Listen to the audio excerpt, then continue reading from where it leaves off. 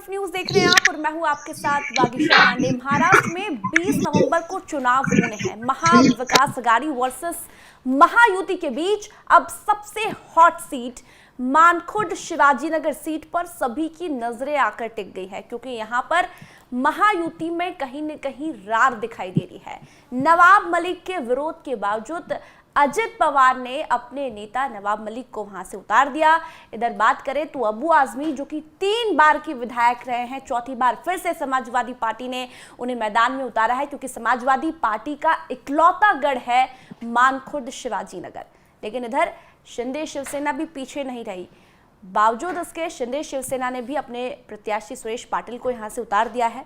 इसी पर आज चर्चा करेंगे कि आखिर मानखुर्द शिवाजी नगर सीट पर कौन बाजी मार रहा है और महायुति में इस सीट को लेकर इतनी रार क्यों दिखाई दे रही है। ऐसा लग रहा है कि यहां पर अजीत पवार और बीजेपी में ठन चुकी है कि आप कुछ भी कहिए, हम तो नवाब मलिक को यहां से उतारेंगे, जो तस्वीर दिखाई दे रही है। हमारे साथ मेहमान जुड़े हुए हैं, ब्रजमोहन श्रीवास्तव जी हमारे साथ अजीत गुट से जुड़े हुए हैं। सर बहुत बहुत स्वागत है आपका। शान खान जी हमारे साथ जुड़े हुए हैं, कांग्रेस से हैं, बहुत बहुत स्वागत है सर आपका भी। महाराष्ट्र की लड़ाई दिन पर दिन इंटरेस्टिंग होती जा रही है। सबकी नजरें अब झारखंड से ज्यादा महाराष्ट्र पर आ गई है, क्योंकि महाराष्ट्र में इस बार महायुति वर्सेस महाविकास आघाड़ी, और अभी सभी के मन में एक ही सवाल है कि इस बार महाराष्ट्र में कौन बाजी मार रहा है। ब्रजमोहन जी, आपके पास आना चाहूंगी। मानखुर्द शिवाजीनगर सीट की हम बात करें तो बीजेपी के विरोध के बावजूद आपने नवाब मलिक को टिकट दे दिया। देखिए, विरोध नहीं, असहमति थी उनकी आदरणीय नवाब मलिक साहब को टिकट देने पर, और ये बात हम लोगों को मालूम थी। गठबंधन में जब हम लोग शरीक हुए उस समय भी आदरणीय नवाब मलिक साहब हमारे विधायक थे, और इस बात को गठबंधन के सभी साथी जानते थे कि हमारे विधायक के रूप में आदरणीय नवाब मलिक साहब हैं। उस बात को ध्यान में रखते हुए आदरणीय अजीत दादा पवार ने तब भी इस बात को स्पष्ट किया था कि हम अपने विधायकों को टिकट देंगे। तो चूंकि वो हमारे सिटिंग एमएलए हैं, उनको टिकट देना लाजमी था, इसलिए उनको टिकट दिया है। तो इसमें बीजेपी की असहमति है और हम लोगों ने उस बात को स्वीकार किया है, क्योंकि जब एक गठबंधन बनता है, उस गठबंधन में बहुत सारी सहमति और असहमतियां होती हैं। उनमें एक ये भी असहमति का बिंदु था, लेकिन इस पे हम लोगों ने उसको वहाँ पे नवाब मलिक साहब को टिकट दिया है। और अजीत दादा पवार ने जो कहा था कि हम 10% टिकट जो हमको मिलेंगे वो हम लोग अपने माइनॉरिटी साथियों को देंगे, तो उसको उस वायदे को भी पूरा किया है हम लोगों ने। उसी के तहत उनको वहाँ पे टिकट दिया है। लेकिन ब्रजमोहन जी, यहाँ पर सहमति और असहमति की यदि आप बात कर रहे हैं तो शिंदे और बीजेपी तो एकदम कंधे से कंधा मिलाकर चल रहे हैं। अजीत पवार को इतनी परेशानी क्यों हो रही है? बटेंगे तो कटेंगे नारे से भी उन्होंने किनारा कर लिया। उन्होंने ये कहा कि मैं अपने क्षेत्रों में योगी और मोदी जी की रैली नहीं होने दूंगा। इस तरह के बयान भी सामने आ रहे हैं। अभी बीते दिन भी मोदी जी की रैली में अजीत दादा दिखाई नहीं दिए। मैं पहले तो स्पष्ट कर दूं, अजीत दादा पवार ने या राष्ट्रवादी कांग्रेस पार्टी के किसी भी नेता ने ये नहीं कहा है कि जहां पर राष्ट्रवादी कांग्रेस पार्टी के चुनाव चिन्ह पे चुनाव लड़ रहे हैं लोग, वहां पर आदरणीय मोदी जी या आदरणीय योगी जी को हम लोग आमंत्रित नहीं करेंगे। ये बात किसी भी स्तर पर नहीं कही गई है। जहां तक बात अभी जो हाल का जो चुनाव है, इस चुनाव में जो अजीत दादा पवार अजीत पवार जी की प्रत्याशी, वहां पर रैलियां नहीं हो रही है ब्रजमोहन जी। देखिए, इसके लिए आप समझिएगा क्या होता है कि 288 सीटें, महाराष्ट्र एक बहुत बड़ा प्रदेश है। इसमें जब हम लोग सामूहिक 288 सीटों पर रणनीति बनाते हैं तो उसमें यह तय करना पड़ता है कि कौन नेता कहाँ जाएगा। तो ये सारी चीजें कोई अभी हाल में नहीं बनती है, ये सारी चीजें 2 से ढाई महीने पहले इसकी पूरी योजना बन चुकी होती है। विधायक जो हमारे प्रत्याशी होते हैं उनसे भी सलाह मशवरा किया जाता है, उसके उपरांत फिर तय होता है। तो मैं सोचता हूँ इसमें इतना कोई गंभीर मुद्दा नहीं है। हमारे सभी नेता, चाहे वो महायुति में चाहे वो एनसीपी के नेता हो, चाहे बीजेपी के हो, चाहे वो शिवसेना के हो, उन सबों को बैठकर पहले से जिम्मेदारियां दी गई थी कि कौन कहां जाएगा, उसके अंतर्गत ही कार्यक्रम चल रहा है। तो इसमें किसी प्रकार का कोई विवाद महायुति में बिल्कुल भी नहीं है। ठीक है, चलिए मैं आपके पास आऊंगी। बहुत से ऐसे बयान हैं जो कि लगातार ट्रेंड कर रहे हैं, अजित पवार को लेकर भी हम बात करें, महायुति को लेकर भी। शान खान जी, आपके पास आना चाहूंगी। कांग्रेस की यदि बात करें तो आप भी बड़ी ताकत के साथ महाराष्ट्र में चुनाव लड़ रहे हैं, लेकिन एक बार कांग्रेस के शहजादे, जो कि मोदी जी कह रहे हैं कि कांग्रेस के शहजादे एक बार तो कह दे कि वीर सावरकर की जय, बाल ठाकरे की जय। देखिए वागीशा जी, नरेंद्र मोदी और अमित शाह ने अपनी सत्ता बचाने के लिए और अडानी का धंधा बचाने के लिए दाऊद इब्राहिम के सहयोगियों से हाथ मिला लिया है। और ये मेरा आरोप नहीं है कि नवाब मलिक दाऊद इब्राहिम के सहयोगी है, ये आरोप देवेंद्र फडणवीस जो भाजपा की ओर से पूर्व मुख्यमंत्री है और वर्तमान में उप मुख्यमंत्री है, उन्होंने लगाए थे। यानी भाजपा अपनी सत्ता बचाने के लिए और अपने मित्र अडानी का धंधा बचाने के लिए देश के दुश्मनों के साथ, शत्रुओं के साथ और उनके सहयोगियों के साथ भी हाथ मिला सकती है, यह साबित हो रहा है।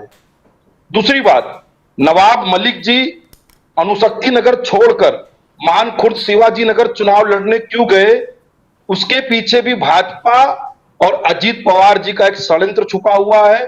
क्योंकि भाजपा को और अजीत पवार जी को यह पता है कि अणुशक्ति नगर की जो सीट है वो इंडिया गठबंधन जीत जाएगी, क्योंकि वहां पर नवाब मलिक के खिलाफ, वहां पर नवाब मलिक के दल के खिलाफ एंटी इनकम्बेंसी है, लोग नाराज है। जिस प्रकार से अजीत पवार ने अपने ही पार्टी के साथ विद्रोह किया, गद्दारी की और पार्टी में तोड़फोड़ की, उसके कारण जनता नाराज है। अब नवाब मलिक को अचानक मानखुर्द शिवाजी नगर क्यों ले जाया गया, उसका कारण मैं आपको बताऊंगा। क्योंकि मानखुर्द शिवाजी नगर सीट इंडिया गठबंधन बड़े आराम से जीत रही थी, इसीलिए भाजपा और अजीत पवार ने मिलकर एक रणनीति तैयार की कि मानखुर्द शिवाजी नगर सीट पर बहुतायत मतदाता उत्तर भारतीय समुदाय के हैं और इंडिया गठबंधन के जो सपा के प्रत्याशी हैं, जो 3 बार के विधायक हैं, अबू आसिम आजमी जी, वो भी उत्तर भारत से आते हैं। इसीलिए नवाब मलिक को, एक उत्तर भारतीय, क्योंकि नवाब मलिक भी एक उत्तर भारतीय है, उनको वहां पर ले जाकर चुनाव लड़ाकर उत्तर भारतीय वोटों का विभाजन कराकर वहां पर शिंदे गुट की शिवसेना के प्रत्याशी को जिताने का एक षड्यंत्र है। किंतु मानखुर्द शिवाजी नगर की जनता इनके षड्यंत्र को पहचान चुकी है, वो एकजुट होकर इंडिया गठबंधन के प्रत्याशी को वोट देगी, इनके षड्यंत्र को विफल करेगी और निश्चित रूप से बीजेपी का है। बीजेपी ने ही नवाब मलिक को वहां पर उतारा है अबू आजमी के खिलाफ। जी जी वोट बैंक जी जी इंडिया नहीं, सुनिए भागीसा जी, केवल मुस्लिम नहीं, वो सीट उत्तर भारतीय बहुतायता मतदाता वाली सीट है, क्योंकि वहां से इंडिया गठबंधन का प्रत्याशी उत्तर भारतीय है। इसीलिए दूसरे उत्तर भारतीय, नवाब मलिक भी उत्तर भारतीय है, उनको ले जाकर वहां लड़ाना और वहां पर वोटों का विभाजन करके शिवसेना के प्रत्याशी को जिताने का एक षड्यंत्र है। नवाब मलिक को भाजपा ने, देवेंद्र फडणवीस ने ही मानखुर्द शिवाजी नगर में प्लांट किया है। ब्रिजमोहन जी क्या कहेंगे? जो अंदर खाने से बातें सामने आ रही है, जो सूत्रों से जानकारी मिल रही है कि यहाँ पर समाजवादी पार्टी के अबू आजमी को हराने के लिए पूरी प्लानिंग भारतीय जनता पार्टी ने ही की है, इस तरह के आरोप आप पर लगाए जा रहे हैं। अबू आजमी ने खुद ये कहा है कि बीजेपी ने नवाब मलिक को उतारा है यहाँ पर। देखिए कि मुंबई फिल्म नगरी है, यहाँ पे बहुत सारे स्क्रिप्ट राइटर्स होते हैं जो अपने अपने ढंग से स्क्रिप्ट लिखते हैं किसी एक ही मुद्दे पर। तो ये स्क्रिप्ट लोगों की हो सकती है, लेकिन इस प्रकार की किसी भी संभावना या इस प्रकार की किसी भी स्क्रिप्ट से राष्ट्रवादी कांग्रेस पार्टी की ओर से मैं असहमत हूँ। 2-3 बातें अभी मेरे साथी ने कही। एक तो उन्होंने कहा कि अजीत पवार ने पार्टी से अलग हटके गद्दारी की, तो मैं स्पष्ट कर दूं कि ये शब्द शायद ठीक नहीं है। हम लोग जहां थे हम लोग वहीं पर हैं। राष्ट्रवादी कांग्रेस पार्टी का चुनाव चिन्ह और राष्ट्रवादी कांग्रेस पार्टी के अधिकतम विधायक और अधिकतम कार्यकर्ता नेता आज भी राष्ट्रवादी कांग्रेस पार्टी के साथ हैं, जिसके नेता आदरणीय अजीत पवार और प्रफुल्ल पटेल साहब है और हमारा चुनाव चिन्ह घड़ी है। तो ये आरोप पूरा निराधार है, इसमें कोई सच्चाई नहीं है। जहां तक बात आदरणीय नवाब मलिक साहब की है कि वो अणुशक्ति नगर से वहां क्यों गए, ये पार्टी का फैसला है। पार्टी अपने नेताओं के लिए कोई भी निर्णय ले सकते हैं कि कौन कहां से लड़ेगा, ये फैसला कोई आदरणीय। बीजेपी के नेता कहते हैं कि हम इस सीट पर चुनाव प्रचार नहीं करेंगे, दाऊद इब्राहिम जैसे लोगों से नवाब मलिक की कनेक्शन है, लेकिन यहाँ पर तो यही कहा जाएगा ना कि एमवी के उम्मीदवार जिसके दाऊद इब्राहिम से कनेक्शन है, नवाब मलिक को टिकट दिया। देखिए कि जो आदरणीय नवाब मलिक साहब पे दाऊद इब्राहिम साहब का दाऊद इब्राहिम से जुड़ने का जो एक आरोप लगता है, उस आरोप का हम लोग पूरी तौर से तिरस्कार करते हैं और हम उस आरोप से पूरी तौर से असहमत हैं। आदरणीय नवाब मलिक साहब पर अभी जो वर्तमान में कोर्ट पे जो केस चल रहा है वो सिर्फ मनी लॉन्ड्रिंग से जुड़ा हुआ केस है और मैं सोचता हूँ कि उस पर भी किसी प्रकार का कोई तथ्य जांच एजेंसियों के पास नहीं है, वो मामला कोर्ट में लंबित है, वहां का आदेश आएगा तो पूरे देश को पता लग जाएगा कि हकीकत क्या है। तो ये जो आरोप है ये पूरी तौर से निराधार है। आदरणीय नवाब मलिक लगातार महाराष्ट्र की राजनीति में पिछले 30 साल से चुनाव जीतते हुए आ रहे हैं। 6 बार वो मंत्री रह चुके हैं। एक मंत्री जब कोई बनता है तो उसकी पूरी जांच होती है, पूरी जानकारियां पूरे विभागों के पास होती है। तो मैं सोचता हूं इस प्रकार का आरोप राजनीतिक षड्यंत्र के तहत या राजनीतिक रूप से उनके ऊपर लगाया गया था, लेकिन सारे राजनीतिक आरोप कोई सत्य नहीं होते हैं। कई बार हम अपने प्रतिद्वंदी की छवि खराब करने के लिए भी इस प्रकार के आरोप लगा देते हैं। तो मैं सोचता हूं इसको उसी श्रेणी में रखा जाना चाहिए। आदरणीय नवाब मलिक एक बहुत ही सामाजिक रूप से काम करने वाले, मीठा बोलने वाले और जनता से जुड़कर काम करने वाले राजनेताओं में से हैं और राष्ट्रवादी कांग्रेस पार्टी को उनके ऊपर गर्व है कि हमारे पास एक इतना अच्छा अल्पसंख्यक नेता हमारे साथ है, इसका हम लोग सम्मान भी करते हैं। ब्रजमोहन जी, तस्वीर तो फिर ये दिखाई दे रही है कि सिर्फ लोगों को दिखाने के लिए गठबंधन है, लेकिन अंदरूनी तो आप लोगों की ठनी हुई है। चुनाव के बाद तस्वीर कुछ और भी नजर आ सकती है। हो सकता है अजित दादा के सुर तो बदल ही रहे हैं, लेकिन चुनाव के बाद पाला भी बदल दे, कुछ भी हो सकता है। या तो फिर बीजेपी आपको ऑप्शन के तौर पर यूज कर रही है चुनाव में।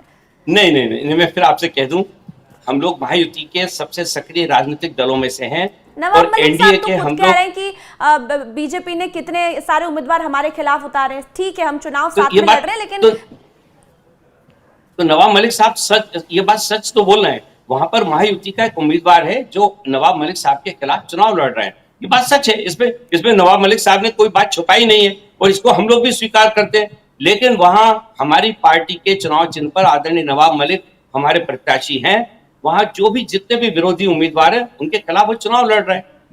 लेकिन इसका मतलब ये कदापि नहीं है कि महायुति में किसी प्रकार की कोई नाइतफाकी है या महायुति से हम लोग बाहर जा रहे हैं या महायुति में किसी प्रकार का विवाद है।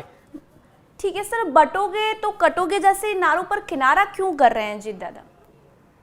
देखिए, मैं इसको स्पष्ट कर दूं, राष्ट्रवादी कांग्रेस पार्टी अपने गठन से लेके आज तक धर्मनिरपेक्षता पे विश्वास करती रही है। हमारे लिए इस देश के नागरिक भारतीय के रूप में हैं, हम लोग उनको एक भारतीय नागरिक के रूप में स्वीकार करते हैं। उन पे हम धर्म, जाति या जेंडर के आधार पर हम किसी का भी वर्गीकरण नहीं करते। तो अजीत दादा पवार ने इस बात को इसलिए कहा है कि महाराष्ट्र की जो जनता है वो भी धर्मनिरपेक्ष मतदाता है। यहाँ पे जाति के आधार पे या रिलीजन के आधार पर कभी भी मतदान नहीं होता है। महाराष्ट्र का जो मतदाता है वो हमेशा विकास के लिए संवेदनशील है और उन नेताओं को अपना आशीर्वाद देता है जो विकास करने का वायदा करते हैं। इसलिए आदरणीय अजीत दादा पवार ने अपने गठबंधन के साथियों को कहा है, हम लोग सब एक नाव के सवार हैं, तो उसमें बीजेपी भी हमारे साथ है और बाकी के हमारे गठबंधन के दूसरे दल भी हमारे साथ हैं।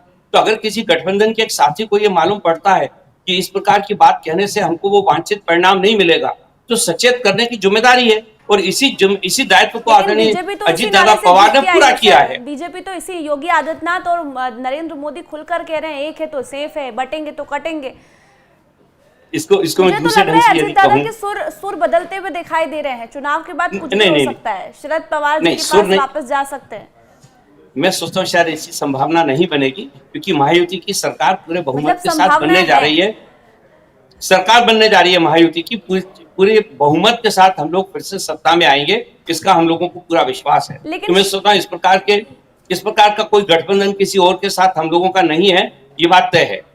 ठीक है ब्रजमोहन जी, शान खान जी आपके पास आना चाहूंगे। आपने मेरे सवालों का जवाब नहीं दिया। महाराष्ट्र में आप चुनाव लड़ रहे हैं और वीर सावरकर का नाम नहीं ले रहे हैं। आप लोग कहते हैं वीर सावरकर, आरएसएस, बीजेपी सब डरपोक है। मोदी जी ने चैलेंज दिया है, कब एक्सेप्ट करेंगे राहुल गांधी? जरा पूछिए ब्रजमोहन जी शान खान जी से। अरे वागीसा जी, मोदी जी अब चुनौती देंगे?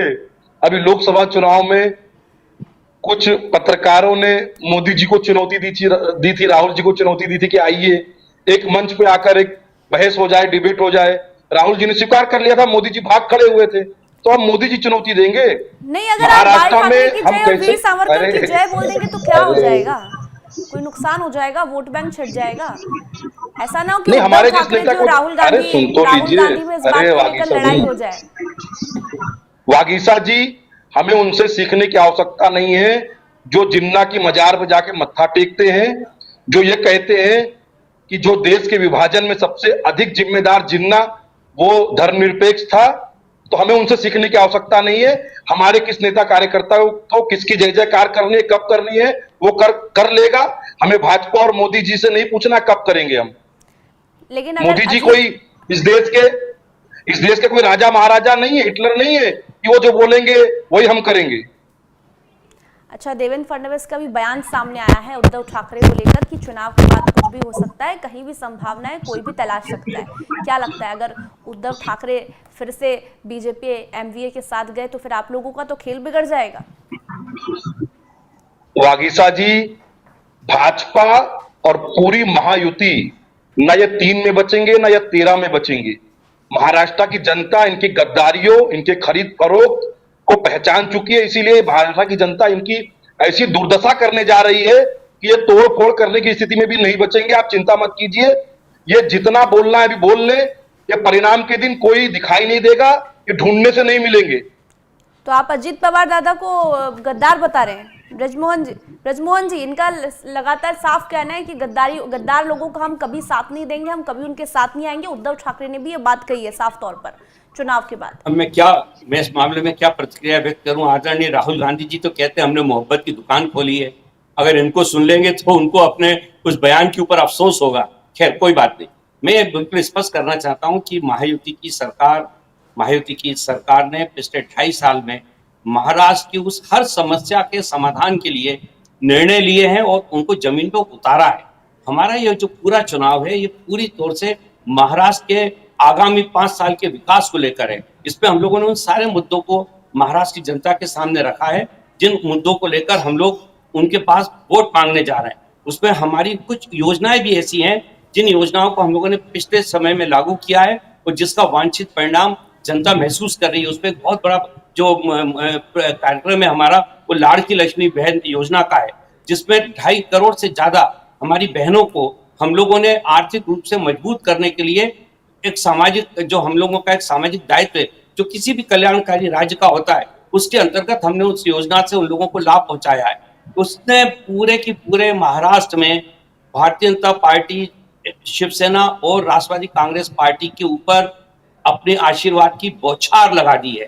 इस बात को हमारे विपक्ष के साथी समझने को तैयार नहीं है, क्योंकि वो अपने अहंकार में डूबे हुए हैं। आप मुझे बताइए, जो स्वतंत्रता संग्राम के हमारे सेनानी हैं, चाहे वो किसी भी वर्ग के हो, चाहे कोई भी हो, वो सब हम लोगों के लिए पूजनीय है। यदि आज हम उनको यदि स्वीकार कर लेते हैं, आज यदि हम उन्हें प्रणाम कर लेते हैं, तो मैं नहीं सोचता कि इससे कोई आदमी छोटा हो जाएगा।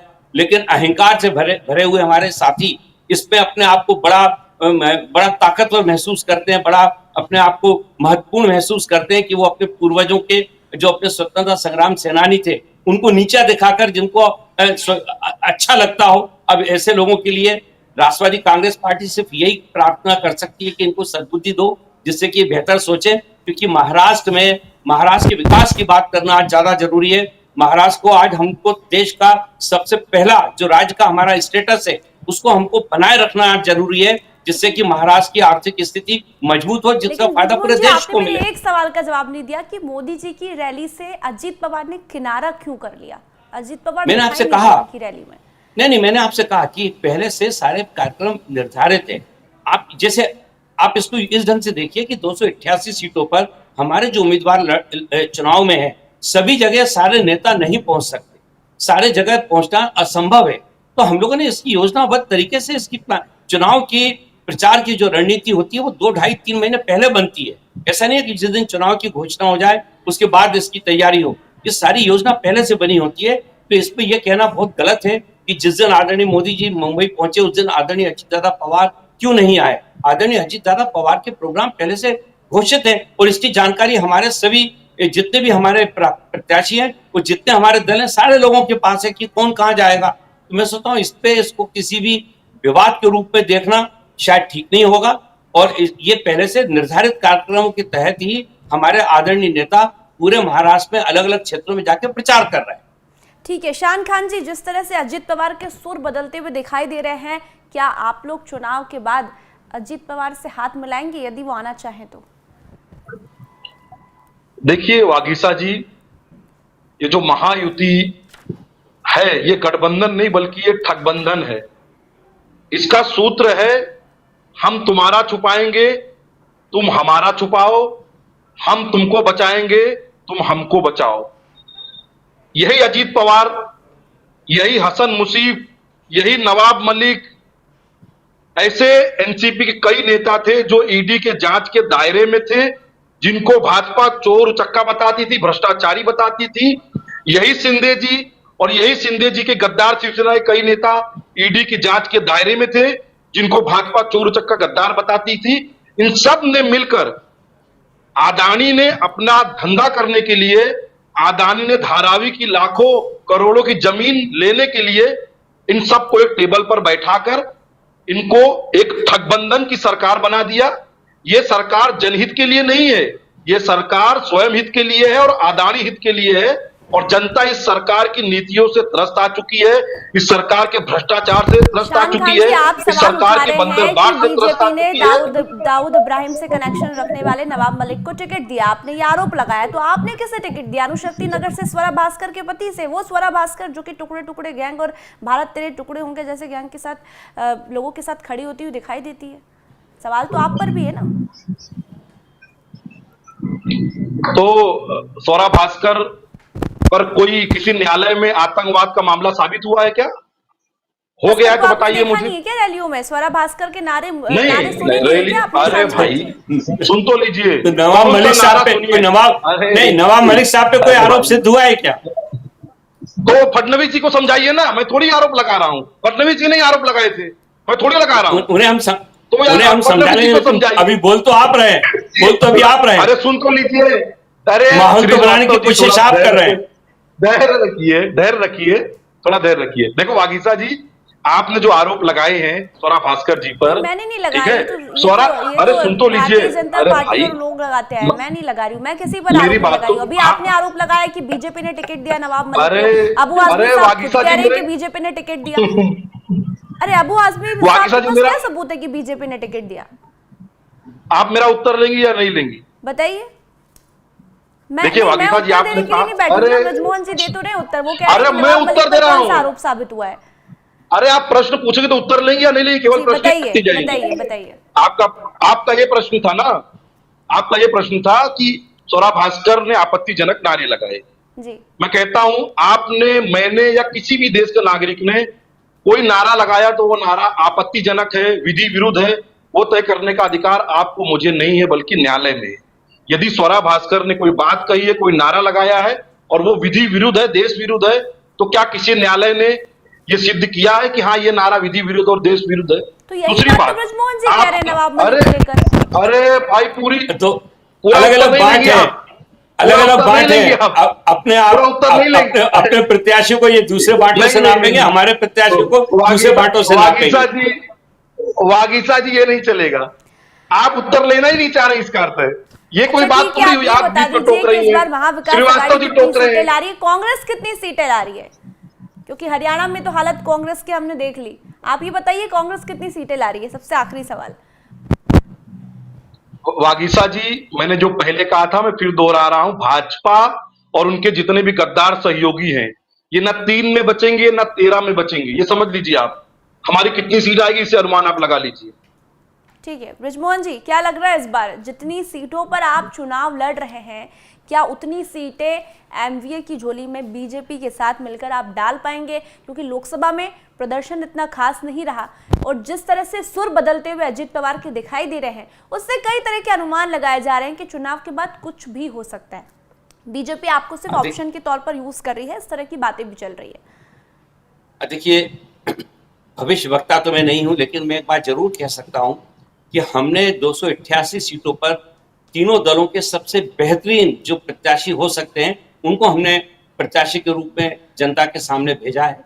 मुझे ऐसा लगता है कि हम लोगों को अधिकतम सीटें मिलेंगी और महायुति की सरकार महाराष्ट्र में बनेगी। इसमें हम लोगों को किसी प्रकार की कोई भी संशय नहीं है, क्योंकि लगातार महायुति के नेता जनता के संपर्क में हैं। हमारे प्रत्याशी जनता से जुड़कर पहले से काम करते हुए आए हैं, इसलिए हम लोगों को विश्वास है कि हमारे अधिकतम प्रत्याशी चुनाव जीतकर विधानसभा में पहुंचेंगे। ठीक है, बहुत बहुत धन्यवाद शान खान जी, आपका भी। ब्रिजमोहन जी, आपका भी बहुत बहुत धन्यवाद चर्चा में जुड़ने के लिए। तो महाराष्ट्र की लड़ाई इस बार काफ़ी इंटरेस्टिंग और रोमांचक होती जा रही है, क्योंकि महाविकास आघाड़ी वर्सेस महायुति में इस बार जो दंगल देखने को मिल रहा है, 288 सीटें हैं जिस पर चुनाव होना है। ऐसे में कहीं न कहीं कुछ ऐसी सीटें, जैसे हम बात करें अनुशक्ति नगर की, मानखुर्द शिवाजी नगर सीट की, जहां पर बीजेपी वर्सेस अजीत पवार दिखाई दे रहे हैं, जिसका फायदा कहीं न कहीं, नुकसान हम ये कह सकते हैं कि महाविकास आघाड़ी को हो सकता है। लेकिन यहां पर यदि नवाब मलिक को चुनावी मैदान में उतारा है तो मुस्लिम वोट बैंक भी कटेंगे और ये कहा जा रहा है कि कहीं न कहीं फायदा जो है वो शिंदे गुट को हो सकता है। तो कौन इस बार बाजी मार रहा है महाराष्ट्र में, किसकी सरकार बनती है, महायुति या फिर महाविकास आघाड़ी, वो तो जब 23 नवंबर को नतीजे घोषित होंगे तभी पता लगेगा। तब तक कीजिए इंतजार 23 नवंबर तक का। धन्यवाद।